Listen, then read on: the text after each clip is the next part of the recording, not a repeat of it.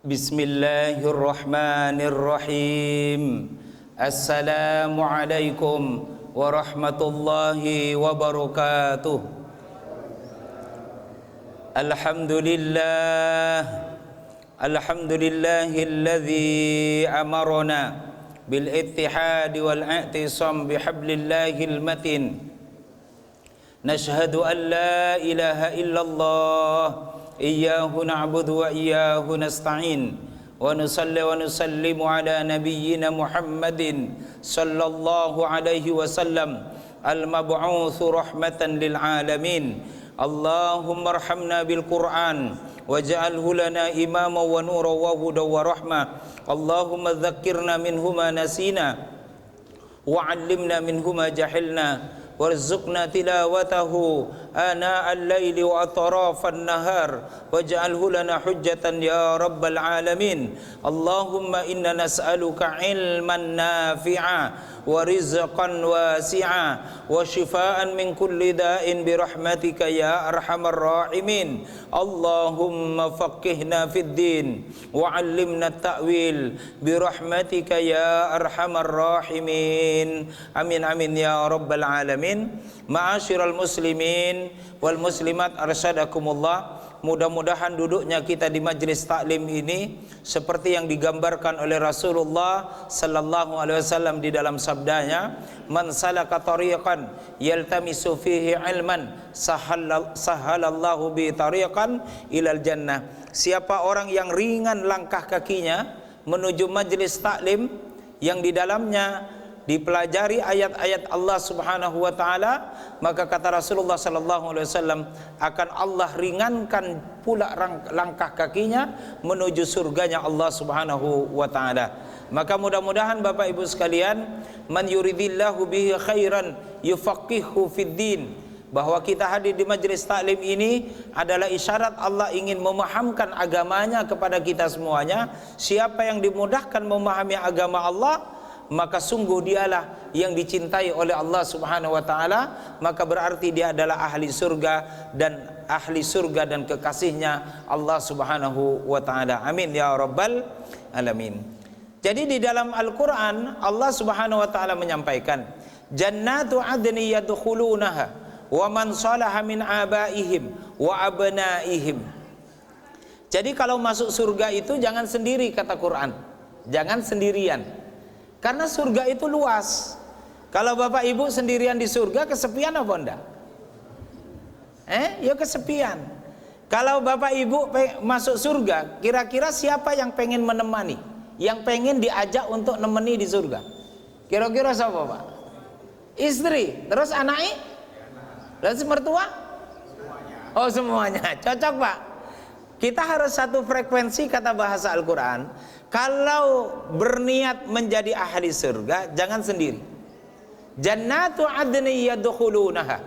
Kalau ada orang ditakdirkan menjadi ahli surga, kata Allah di dalam Al-Quran, dalam surah Ar-Ra'du,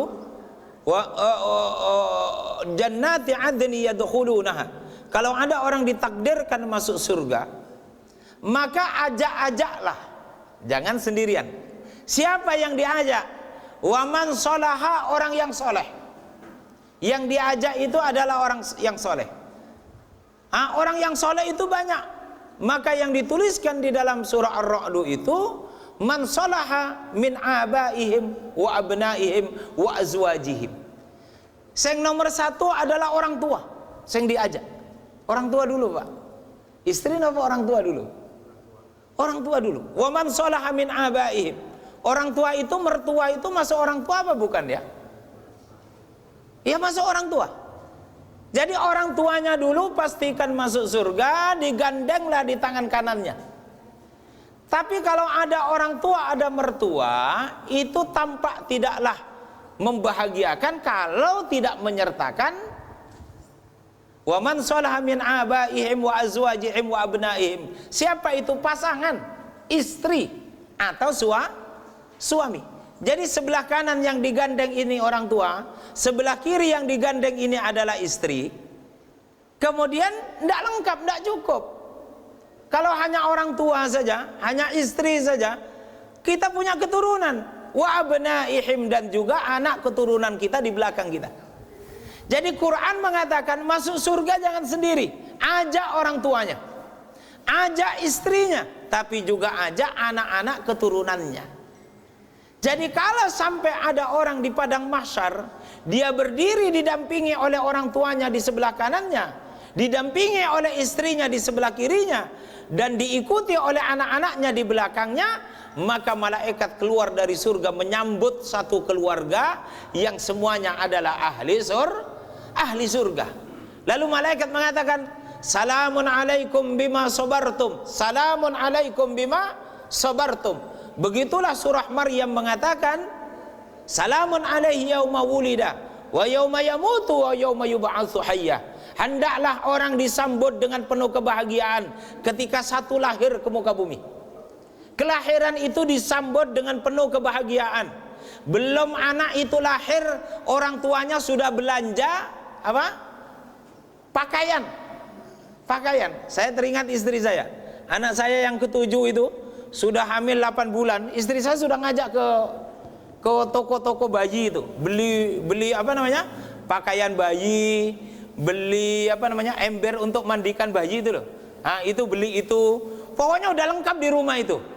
Tak taunya masuk kehamilan akhir bulan ke-8 atau awal bulan ke-9 itu divonis oleh dokter bayi itu meninggal di dalam. Akhirnya dioperasi.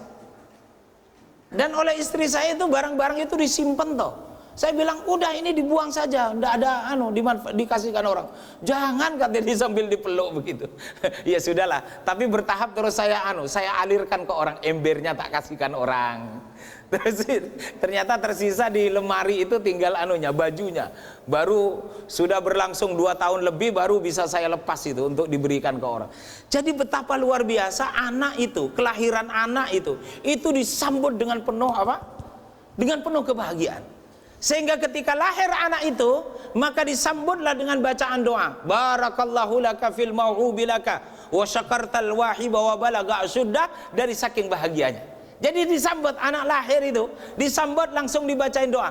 Barakallahu laka fil mau'ubi laka wa syakartal wahiba wa balagha asyuddah. Nah, begitulah Rasulullah mengajarkan kita ketika menyambut kebahagiaan karena lahirnya seorang anak. Lah dulu bapak-bapak punya anak dibacain doa ini apa enggak? Hah?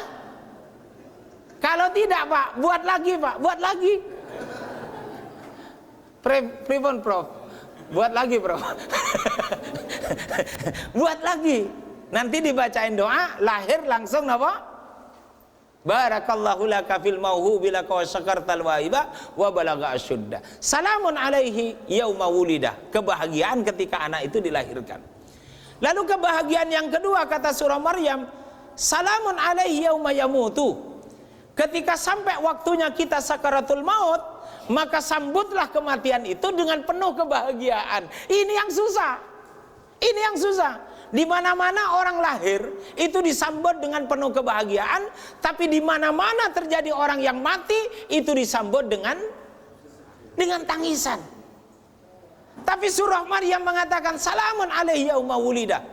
Sambutlah kematian itu dengan apa? Salamun, dengan kebahagiaan. Itu artinya yang dimaksud dengan salamun alaihi yauma yamutu itu maksudnya adalah husnul khatimah, meninggal dalam keadaan dijamin menjadi ahli surga. Jadi kalau orang meninggal dalam keadaan dia menjadi ahli surga, maka dia akan disambut apa? Salamun. Maka di Quran itu dijelaskan begini. Kalau ada orang yang soleh sedang mengalami sakaratul maut, malaikat maut itu tinggal datang saja. Dia dari jarak yang tidak terlalu jauh dari yang akan meninggal, cukup mengatakan, bro, udah sampai waktumu, ya ayyatuhan nafsul mutmainnah irji'i ila rabbiki radiyatan mardiyah fadkhuli fi ibadi wadkhuli jannati. Cukup malaikat maut kasih perintah, ruh itu sudah langsung cari jalannya sendiri. Ruh itu cari jalannya sendiri. Apakah dia senang keluar lewat ubun-ubun? Silahkan keluar lewat ubun-ubun. Apakah senang dia lewat lewat kaki, keluarlah dia dari kaki. Atau senang ruh itu keluar dari dada, keluarlah dia dari dada. Maka ruh itu keluar begitu saja. Yang meninggal dunia itu seakan-akan pernyataan malaikat maut, ya ayyatuhan nafsul mutmainnah, itu menjadi imunitas bagi badannya, yang seharusnya kematian itu menyakitkan, tetapi sakaratul maut bagi orang yang soleh, yang husnul khotimah, itu tidak menyakitkan. Tidak menyakitkan. Allah yatawaffal anfusa hina mautiha wallati lam tamut fi manamiha. Seakan-akan kata surah Az-Zumar ini, mati itu seperti tidur. Orang nikmat dalam tidurnya.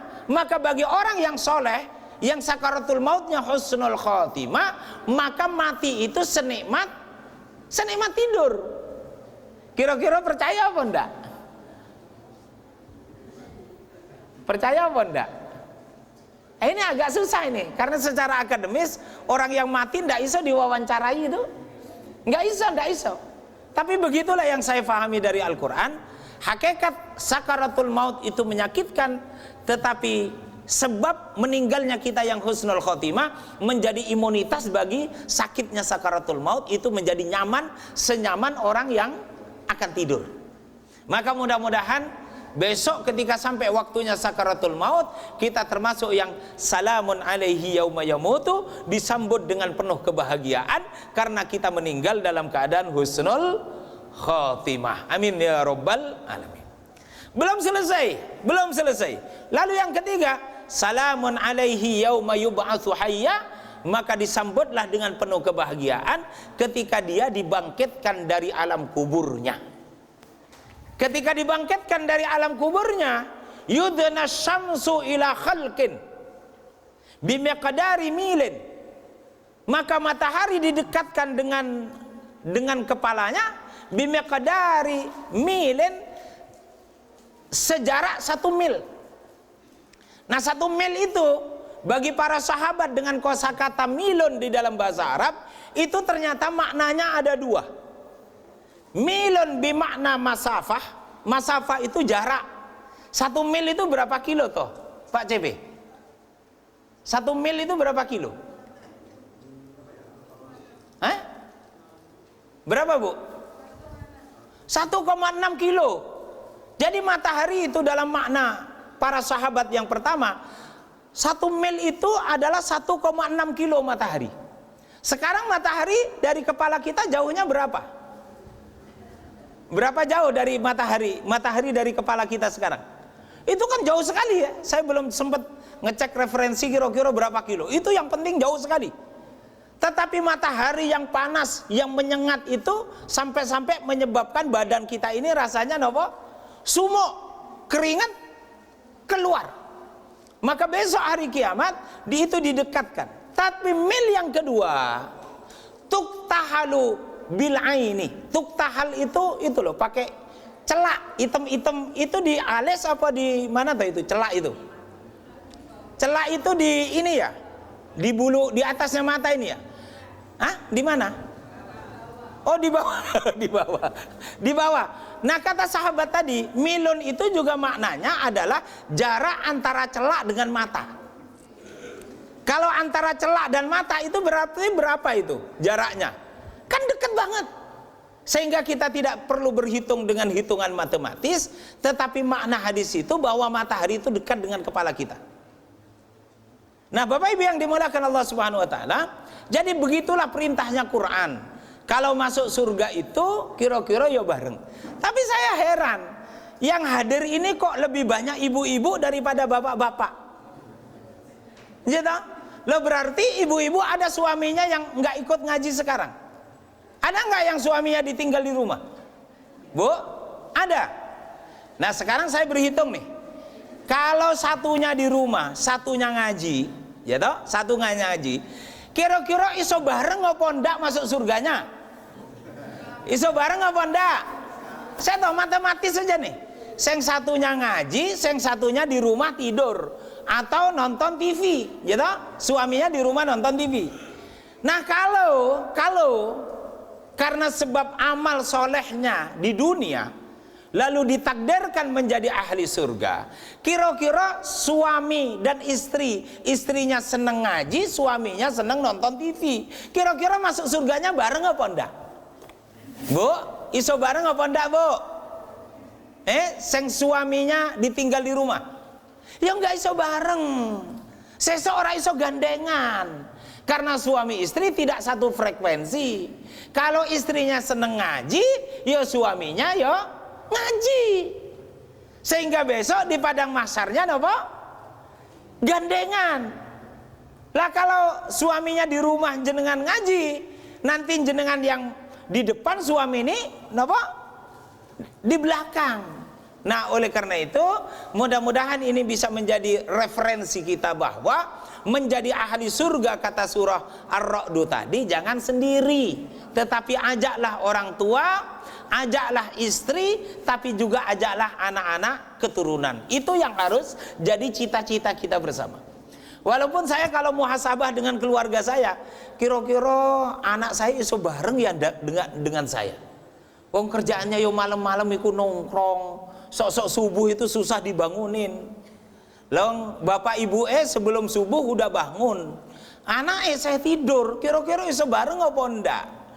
Sok-sok kadang saya ngadu sama Gusti Allah, "Duh Gusti Allah, ini ada kurang-kurang ibadah sama anak saya, mbok yao pahala saya itu rotok dicairkan sithik lah biar apa? Biar nanti iso apa? Iso seimbang sama dengan bapak saya. Ya Allah, nih ngaji ini ada pahalanya, mbok yao engkau kirim ini pahala saya ini kepada bapak saya, mudah-mudahan ini amal jariah bapak saya. Jadi kalau bapak saya yang sudah meninggal di kuburan, yang pahalanya sudah terputus kecuali lewat saya, kalaupun pahalanya kurang masuk surga, itu mudah-mudahan terus nopo bisa terkirim, sehingga saya dengan bapak saya bisa satu frekuensi, dengan ibu saya satu frekuensi. Nah, ini istri saya nih, "Dek, ayo ikut ngaji dengan saya." "Enggak mau Mas, aku di rumah aja, nunggu rumah," katanya. Wah, ini susah ini masuk surganya bareng, kata saya. Nah, Bapak Ibu yang dimuliakan Allah Subhanahu. Jadi itu. Nah, oleh karena itu, marilah Bapak Ibu pagi-pagi hari ini kita bareng-bareng membaca Sayyidul Istighfar. Karena salah satu kebiasaan ahli surga, kata Rasulullah, membiasakan di waktu paginya, ini amalan praktis saja. Paginya dibaca Sayyidul Istighfar, sorenya dibaca Sayyidul Istighfar. Kalau dia diberikan panjang umur, dimudahkan urusan dunianya oleh Allah. Tapi kalaupun dia meninggal dunia, antara pagi sampai sorenya, paginya sudah baca, wajabat lahul jannah, wajib hukumnya orang itu masuk surga. Kalau sorenya dibaca, meninggal antara sore sampai pagi, maka wajib hukumnya orang itu masuk surga. Itulah kehebatan Sayyidul Istighfar. Mari kita baca bersama-sama. Mungkin ada salah dua di antara Bapak Ibu yang kelupaan belum membaca. Ayo kita bareng-bareng baca. Sopo ngerti loh Bu, bareng baca pagi ini, nanti jam 10 malaikat mau datang, betul loh. Bisa dipahami ya? Sopo ngerti. Yuk kita baca bareng-bareng. Bismillahirrahmanirrahim. Allahumma anta rabbi la ilaha illa anta khalaqtani wa ana abduka wa ana ala ahdika wa wa'dika mastata'tu a'udzu bika min syarri ma sana'tu abu'u laka bi ni'matika alayya wa abu'u bi dzambi faghfirli fa innahu la yaghfiru adz-dzunuba illa anta.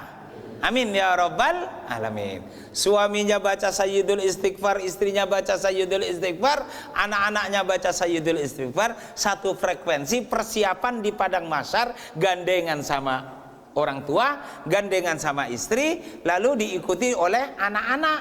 Jadi di padang mahsyar ndak celingak-celingok, kebingungan sopo temenku, sopo boloku dan macam-macam, ndak celingak-celingok karena sebelah kanannya ada mertua, tenang rasanya sudah ada mertua, sebelah kiri ada istri, tenang rasanya ada istri, di belakang ada anak-anak, tenang rasanya ada anak-anak.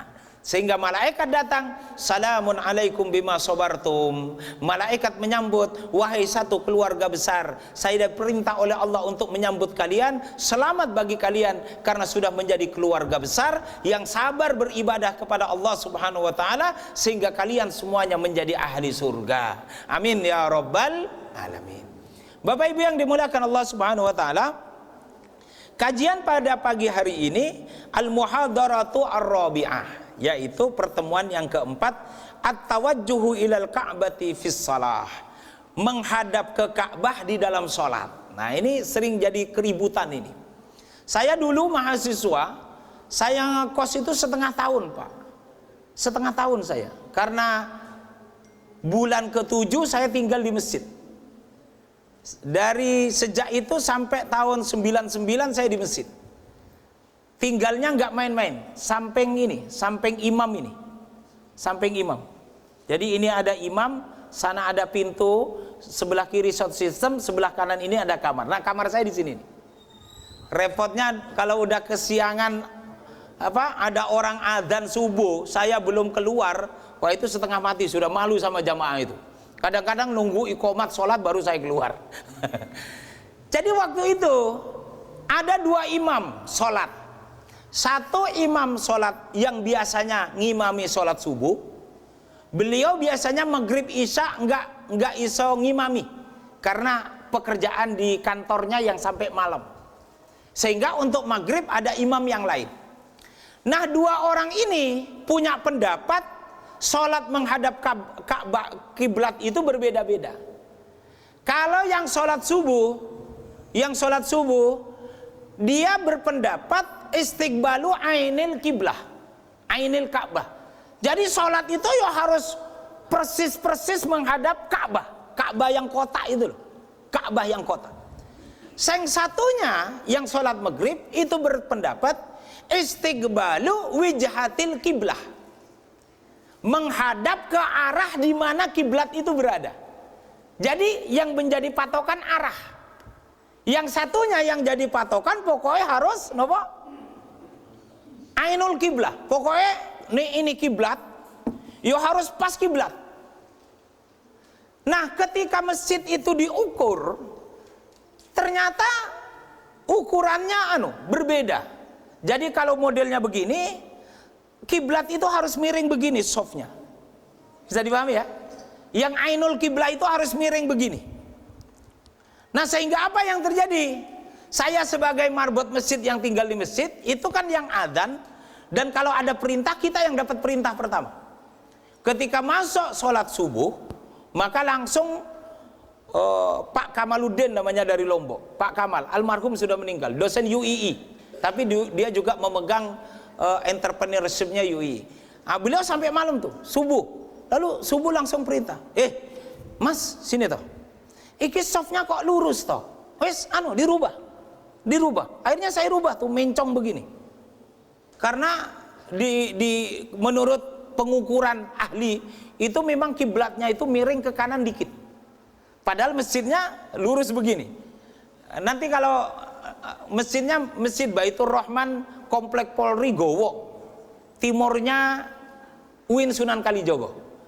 Kalau nggak ngerti sampingnya Gajah Wong. Nah, kalau nggak ngerti Gajah Wong kebangetan. Nah, Bapak Ibu yang dimuliakan Allah Subhanahu wa taala, gitu. Selesai sholat subuh, karena itu tetap bengkong soft itu. Masuk sholat maghrib, imam sholat maghrib panggil saya, "Mas, sini toh." Kan saya sudah bilang, ini softnya tetap lurus sesuai tembok. Akhirnya saya lurusin lagi. Besok subuh saya dipanggil lagi. Saya terus mikir, terus sampai kapan ini kata saya. Sampai kapan itu? Sampai akhirnya ada marbot baru, saya diuntungkan. Ada marbot baru, terus marbot baru saya bolak-balik itu dirubah itu. Sampai ibu-ibu yang di belakang bingung, "Mas, jani ki sing bener kiblatnya sing endi to?" Akhirnya gitu. Karena dia jadi ragu-ragu, jangan-jangan kalau yang lurus sesuai dengan ukuran tembok itu enggak bener, karena kata yang sholat imam sholat subuh itu sing bener bengkong.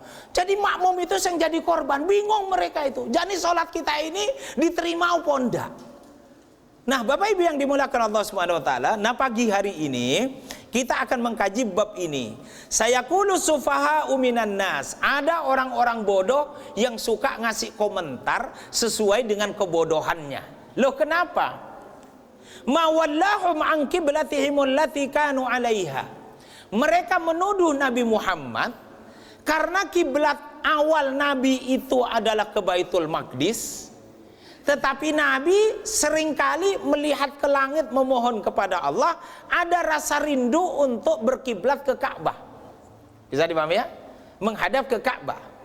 Sehingga lalu kemudian ketika Nabi melaksanakan sholat asar di sebuah masjid, yang sampai sekarang masjid itu masih tetap dalam bentuk masjid, itu sholat asar. Di tengah-tengah sholat itu lalu turun perintah fawalli wajhaka syatral masjidil haram. Fawalli wajhaka, hadapkanlah wajahmu syatral, menuju masjidil haram. Nah, nanti kita pahami nih, masjidil haram itu Ka'bah apa bukan? Nah, kan kira-kira begitu kan? Karena ada yang berpendapat ainul kiblah, tetapi ada istiqbalu jihatil kiblah. Sehingga nanti kita yang sholat ini jangan sampai muncul was-was goro-goro masalah nopo kiblat. Was-wasnya itu lebih berat daripada problem tentang kiblat. Lebih problem was-was itu. Karena hakikat dari iman itu menghilangkan rasa was-was. Sehingga jangan berpolemik yang menjadi sebab kita ini was-was dengan urusan ibadah kita. Itu jangan sampai. Itu jangan sampai. Harus ditutup diskusi itu dengan satu keyakinan tertentu dan kita mendapatkan keyakinan dalam ibadah kita. Jangan sampai taroddat, jangan sampai taroddat, atau jangan sampai roibun atau merasa ragu-ragu. Nah, Bapak Ibu yang dimuliakan, ketika muncul perintah fawalli wajhaka syatral masjidil haram, maka di dalam sholat itu, di tengah-tengah sholat itu, kemudian Nabi merubah arah kiblatnya. Yang awalnya menghadap Baitul Maqdis di Palestina, lalu Nabi memindahkan, bergerak itu. Bergerak dari awalnya begini terus bergerak begini. Makmumnya dilalah, hebatnya sahabat itu terus ngikut. Kalau sekarang susah kan Pak? Belum tentu ngikut. Kadang-kadang sok-sok tanya dulu, iki maksudnya apa to, Mas Imam? Lah nek ngono kuwi terus piye nek ngene kan begitu nek makmum sekarang. Zaman Nabi ndak. Zaman Nabi ndak. Kalau Nabi berpaling ya sahabat ngikut berpaling, asam wa ta'ah. Pokoknya nek kata imam ke sini yo ikut ke sini. Bahkan suatu ketika Nabi itu pernah melewati suatu pohon. Nah, karena pohon itu rantingnya agak menjulur menjulur ke bawah, Nabi tiap lewat di ranting itu terus menundukkan kepala. Sahabat tiap kali lewat ranting itu terus menundukkan kepala. Suatu saat pohon itu sudah ditebang rantingnya, tapi tetap semua sahabat lewat di pohon itu terus menundukkan kepala. Sehingga penting kadang-kadang memahami hukum itu dari pendekatan antropologi hukum, agar orang tidak terjebak dengan, karena ada hukum yang sifatnya tetap tidak bisa berubah, tetapi ada hukum yang sifatnya mutaghayyirat, bisa berubah karena sebab-sebabnya yang khusus. Bapak Ibu sekalian, sehingga ketika muncul perintah Nabi kemudian menghadap. Sehingga masjid ini terkenal. Nabi pernah sholat dengan dua kiblat. Memulai sholat menghadap ke Baitul Maqdis di Palestina yang sekarang itu. Kemudian di tengah-tengah sholat lalu kemudian memindahkan kiblatnya menuju ke Masjidil Haram. Maka masjid itu diberi nama dengan Masjid Kiblataini. Masjid dengan dua kiblat. Nah, besok Bapak Ibu kalau ditakdirkan, boleh Pak CP sekali-kali ngajinya di Madinah gitu loh. Masa yo di sini terus? Sekali-kali ngajinya di Madinah gitu loh. Setuju apa enggak, Bu? Oh, udah di Arafah. Arafah itu Mekah, ini di Madinah. Mampir ke masjid namanya Masjid apa? Kiblataini. Itu masjidnya kecil. Kalau di Mekah nanti enggak apa-apa, ngajinya di Masjid Jin aja. Masjid Jin, samping Ma'la itu, samping kuburan Ma'la itu. Nanti selesai sholat di Masjid Jin, ziarah kubur. Selesai ziarah kubur nanti langsung sampingnya itu belanja. Nah, ibu-ibu paling senang tuh. Nanti bapak-bapak ziarah kubur, ibu-ibu belanja. Karena di Arab ibu-ibu nggak boleh masuk ke areal makbaroh, itu nggak boleh masuk. Nah, Bapak Ibu yang dimuliakan Allah Subhanahu wa taala, maka dengan berubahnya kiblat itu menjadi isu yang menarik bagi orang Yahudi untuk melemahkan kaum muslimin, setidak-tidaknya menjadikan ragu dengan keyakinan yang sedang dianut itu. Sehingga mereka mengatakan, ma wallahum, kenapa Muhammad dan para pengikutnya memindah an qiblatihimul lati kanu 'alaiha, dari kiblat yang biasanya dipakai untuk berkiblat. Sehingga mereka mengatakan Muhammad itu tidak konsisten, dia berubah-ubah. Coba urusan kiblat, awalnya ke Baitul Maqdis, sekarang ke Masjidil Haram. Nah, besok Muhammad itu pasti akan berubah untuk kembali ke agama nenek moyang. Dan itu menyebabkan banyak sahabat iyo apa iyo, bener apa ndak ini. Itu menyebabkan terus ragu-ragu. Jadi kadang-kadang setan menggoda kita itu tidak mengeluarkan dari keislaman kita, tapi dibuatlah kita ragu-ragu dengan ibadah kita. Sehingga keraguan dalam beribadah itu ada campur tangan dari syayatinul insi wa syayatinul jinni. Nah, saya jelaskan di masjid Baitul Syukur kemarin, surah Al-An'am, syayatinul insi dan syayatinul jinni. Keraguan itu bisa muncul dari bisikan manusia lewat jidal, diskusi-diskusi yang menjadi sebab keyakinan kita beribadah menjadi ragu-ragu. Sehingga Imam Al-Ghazali menurut risalah penting itu, risalah ilmu kalam, bahasanya memang sangat rumit. Judulnya itu Iljamul Awam an Ilmil Kalam. Jadi menahan dirinya seorang awam dari berdiskusi tentang hakikat agama. Jadi ada diskusi tertentu yang kadang-kadang kita tidak perlu ikut, karena menjadi sebab kita tambah bingung. Cukuplah kalau diskusi tentang suatu perkara tertentu yang menyebabkan kita bingung, kita tidak usah ikut, cukup aja sallu tumakninatan, sholatlah kamu yang baik, berbuat baik yang baik. Sebab kalau kita masuk pada diskusi yang menyebabkan ragu-ragu kita dalam beribadah, itu sudah barang tentu bertentangan dengan konsep keyakinan, konsep keimanan kita. Nah, Bapak Ibu yang dimuliakan oleh Allah Subhanahu wa taala, maka ini dipakai oleh orang-orang Yahudi, setan dari jenis manusia dan setan dari jenis jin membisik-bisikkan kepada para sahabat agar mereka keluar dari keislaman mereka. Sehingga lalu kemudian Allah Subhanahu wa taala meluruskan apa yang dikatakan oleh orang-orang Yahudi dan mengokohkan keimannya orang beriman dengan mengatakan, qul lillahil masyriq wal maghrib. Kalian jangan terlalu peduli dengan urusan arah, karena pada hakikatnya semua arah itu adalah milik saya. Walillahi kullillahil masyriq wal maghrib. Arah barat, arah timur, arah utara, arah selatan itu milik saya Allah. Yahdi may yasha'u ila siratim mustaqim. Kalau ada perintah fawalli wajhaka syatral masjidil haram, itu dalam rangka untuk melihat kekuatan iman kalian. Bukan perkara arah, menghadap ke barat, ke timur, ke utara, ke selatan. Adek, dek, kamu sholat menghadap kemana, dek? Ke timur apa ke barat? Menghadap kemana? Ke kiblat. Lah kalau negara di sebelah timurnya kiblat, mereka menghadap kemana? Ke timur dong. Karena kita berada di sebelah timurnya kiblat, maka kita menghadap ke barat. Jadi kalau ada guru ngasih soal, Ustadz Dahulan ini ngasih soal, kaum muslimin sholat menghadap ke titik-titik, lalu ada yang jawab menghadap ke barat, bener apa salah? Dicoret langsung. Oh enggak, kurikulum merdeka kok salah? Ya bener itu, enggak ada yang salah. Menghadap ke barat. Terus ada lagi yang jawab menghadap ke tembok, karena masjidnya ada tembok. Ya harusnya ya ora disalahkan no. Ya benar tuh menghadap ke tembok. Ada yang menghadap ke kiblat. Ya benar. Ayo tak? Kan bisa semuanya benar. Nah, Bapak Ibu yang dimuliakan Allah Subhanahu wa taala, wa kadzalika ja'alnakum ummatan wasatan litakunu syuhada'a 'alan nas wa yakuna ar-rasulu 'alaikum syahida wa ma ja'alna al-qiblata allati kunta 'alaiha illa lina'lama may yattabi'ur rasula mimman yanqalibu 'ala aqibai. Jadi perintah kiblat itu soal loyalty ternyata. Ujian tentang loyalitas. Ujian tentang loyalitas. Jadi ketika kaum muslimin diperintahkan oleh Allah, fawalli wajhaka syatral masjidil haram, itu bukan hanya perkara sholat yang menghadapkan ke kiblat, tetapi persoalan ekonomi juga menghadap ke kiblat, persoalan politik juga menghadap ke kiblat.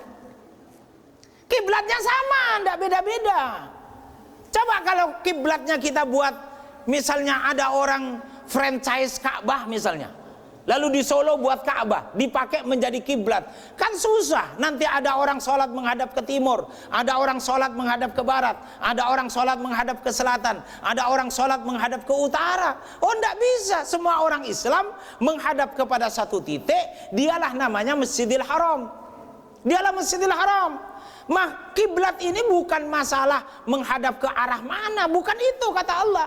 Tapi lina'lama mayyattabi'ur rasula mimma yanqalibu ala aqibai. Untuk melihat loyalty, siapa yang taat mengikuti Nabi dan siapa yang tidak taat tidak mengikuti Nabi. Sehingga mengikuti Nabi itu bukan hanya urusan sholat, tapi juga urusan ekonomi, tapi juga urusan keluarga, tapi juga urusan bertetangga, tetapi juga urusan politik.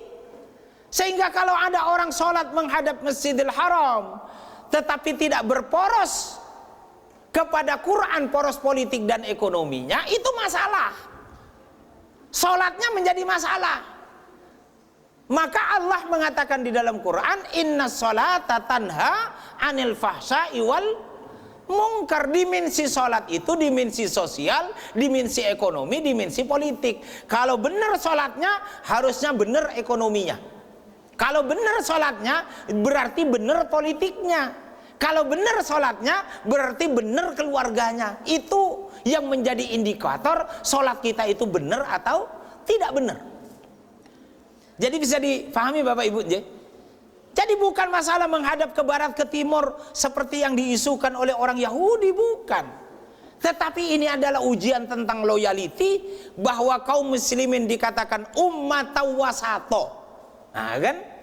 Nah kata ummah itu dimensinya ada 4. 1, disebut ummah karena imamun wahid. Dia punya imam, pemimpin yang sama. Sehingga besok memilih calon presiden, yo pakai Quran, pakai Quran.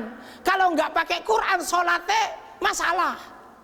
Sholatnya masalah. Saya nggak berani mengatakan tidak sah, tapi bermasalah.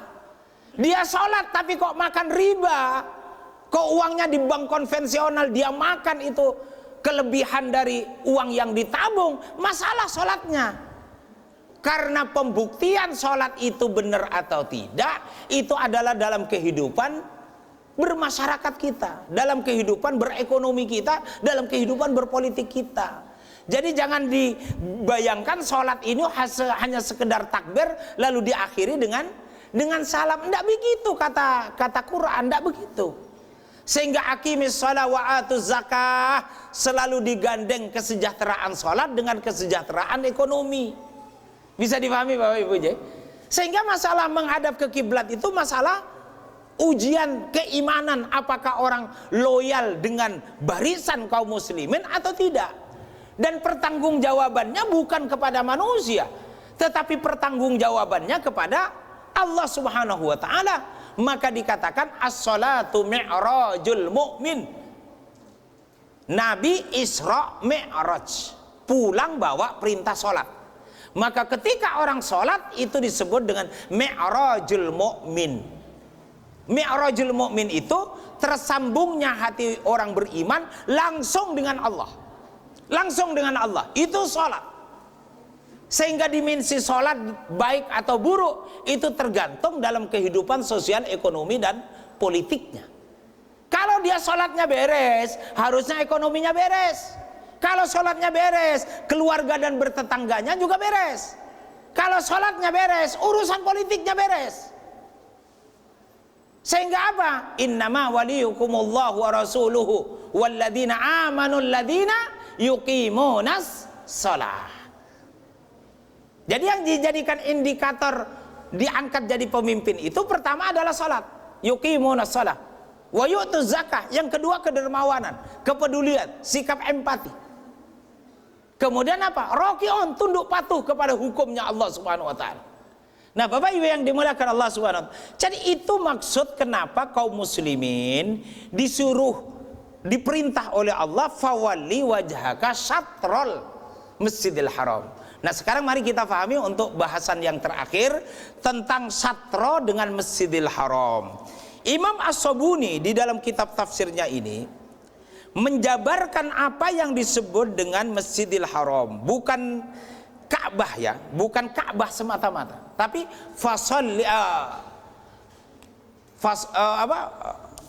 fawalli wajhaka syatral Masjidil Haram, bukan Ka'bah. Fawalli wajhaka syatral Masjidil Haram. Warada dzikru al-Masjidil Haram fi ayatin mutafarriqatin minal Qur'anil azim. Berdasarkan pembacaan Imam As-Sabuni kepada ayat-ayat Al-Quran tentang Masjidil Haram, wa fi sunnah al-mutahhara aidan, dan berdasarkan penjelasan hadis-hadis Rasulullah Muhammad SAW, wa qasada bihi iddata ma'anin. Yang dimaksud dengan Masjidil Haram itu mengandung beberapa makna. Pertama, al-Ka'batu. Nah, satu jelas itu ya. Ka'bah itu berarti bangunan segi empat itu. Yang tempat mataf yang turun lembah ke bawah, ada lembah, dulu namanya Bakkah, sekarang jadi Makkah. Nah, di dalam mataf itu ada segi empat itu namanya Ka'bah. Jadi makna pertama Masjidil Haram itu adalah Ka'bah. Itu yang pertama. Kemudian yang kedua, makna yang kedua berdasarkan ayat Quran dan penjelasan hadis Nabi itu adalah al-masjidu kulluh. Al-masjidu kulluh kan Ka'bah, terus dikelilingi mataf, tempat tawaf. Lalu setelah itu dikelilingi bangunan berapa lantai itu? Berapa lantai itu, Pak CB? 4 lantai itu namanya Masjidil Haram. Masjidil Haram. Maka yang disebut dengan Masjidil Haram itu al-masjidu kulluh. Semuanya itu. Yo Ka'bah, yo semua masjid itu.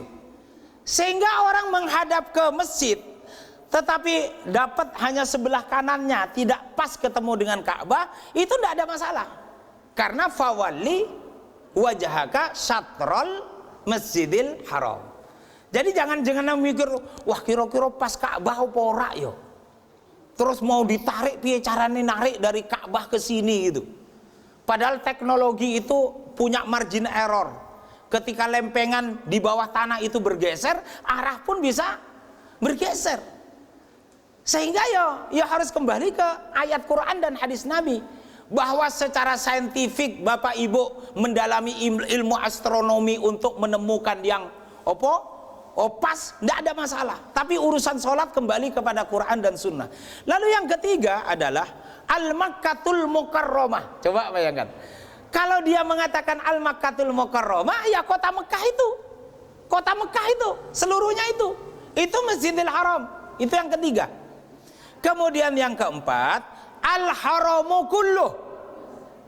Semua yang termasuk dalam kategori tanah haram. Tanah haram itu Masjidil Haram. Sehingga sholat di tanah haram itu pahalanya sama sholat dengan di Masjidil Haram. Bisa dipahami ya? Berarti perbatasannya itu di Masjid Aisyah. Ya, di arah kemananya itu? Masjid Aisyah. Masjid Aisyah atau Masjid Hudaibiyah. Nah, itu areal terluar dari batas tanah haram. Nah, Bapak Ibu yang dimuliakan Allah Subhanahu wa taala, yang terakhir, hal yajibu istiqbalu ainil qiblah, ainil Ka'bah, am yakfi istiqbalu jihatiha. Apakah kita sholat harus mengarah persis kepada Ka'bah atau cukup mengarahkan arah sholat kita ke arah di mana Ka'bah itu berada? Maka saya langsung baca kepada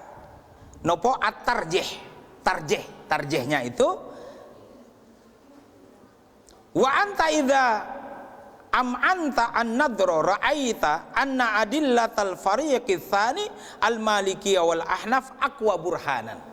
Jadi yang paling kuat itu adalah pendapatnya Malikiyah dan Al-Ahnaf. Bagaimana pendapat Malikiyah dan Al-Ahnaf? Beliau mengatakan annal wajiba istiqbalu jihatil qiblah. Yang wajib itu adalah sholat menghadap arah Ka'bah, arah Masjidil Haram. Hadza idza lam yakun al-musalla musyahidan laha. Itu bagi orang yang sholat di luar tanah haram. Bagi orang yang tidak berada di tanah suci, maka cukup dia menghadap arah mana kiblat itu berada. Amma idza kana musyahadan, tapi kalau dia ada di daerah Masjidil Haram yang bisa melihat langsung kepada Ka'bah, maka dia menjelaskan faqad ajma'u, sudah menjadi jumhur para ulama, la yajzihi illa isabata ainil Ka'bah. Sudah menjadi jumhur para ulama, kalau ada di areal Masjidil Haram, kita harus pastikan melihat Ka'bah lalu kita sholat.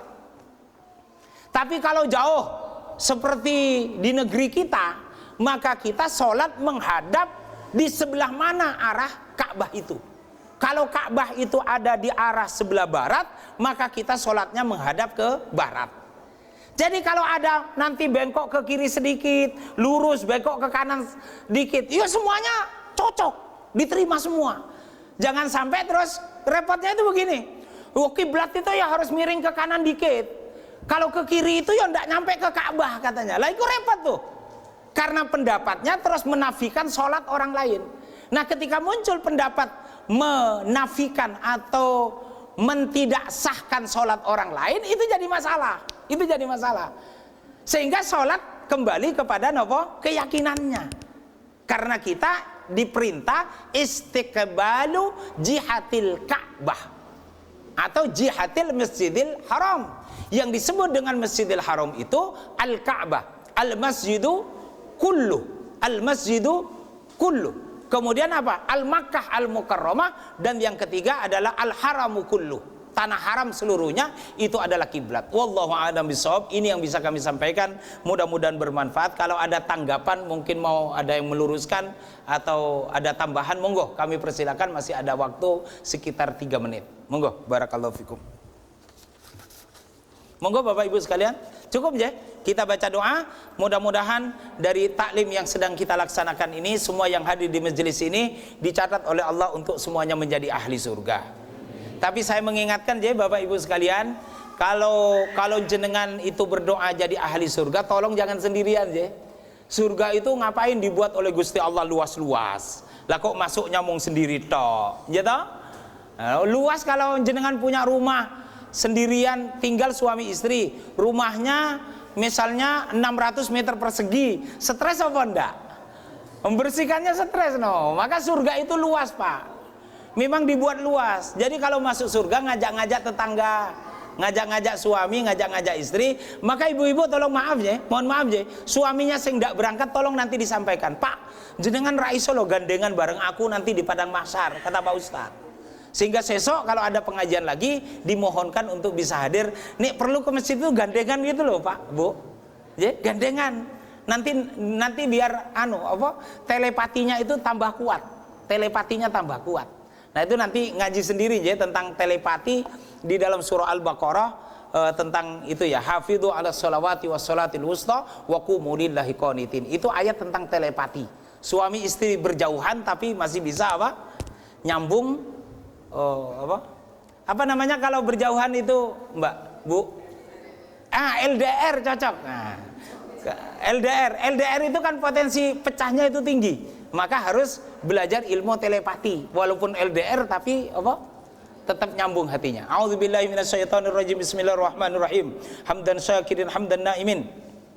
Hamdan yuafi ni'amahu wa yukafi mazidah. Rabbana lakal hamdu kama yanbaghi li jalali wajhikal karim wa 'azimi sultanik. Bi rahmatika ya arhamar rahimin. Allahumma inna nas'aluka ridhaka wal jannah wa na'udzubika min sakhatika wan nar. Bi rahmatika ya arhamar rahimin. Ya Allah ya Rahman ya Rahim ya Aziz ya Ghaffar. terlepas seperti apapun di mana dinamika hidup kami ya Allah, kadang-kadang naik, kadang-kadang turun, tetapi kami mohon kepada Engkau ya Allah, jadikan akhir hayat kami husnul khatimah ya Allah. Masukkan kami dengan suami kami, dengan istri kami, dengan anak-anak turun kami, dengan orang tua dan mertua kami semuanya menjadi ahli surgamu ya Allah, birahmatika ya arhamar rahimin. Allahumma rabbana hab lana min azwajina wa dhurriyyatina qurrata a'yun waj'alna lil muttaqina imama birahmatika ya arhamar rahimin. Allahumma rabbana atina fid dunya hasanah wa fil akhirati hasanah wa qina adzaban nar wa qina adzaban nar wa qina adzaban nar wa adkhilnal jannata ma'al abrar ya azizu ya ghaffar bi rahmatika ya arhamar rahimin. Subhana rabbika rabbil izzati amma yasifun wa salamun alal mursalin walhamdulillahi rabbil alamin. Amin amin ya rabbal alamin. Demikian yang bisa kami sampaikan, kurang dan lebihnya mohon maaf. Billahi taufik wal hidayah. Wassalamu alaikum warahmatullahi wabarakatuh.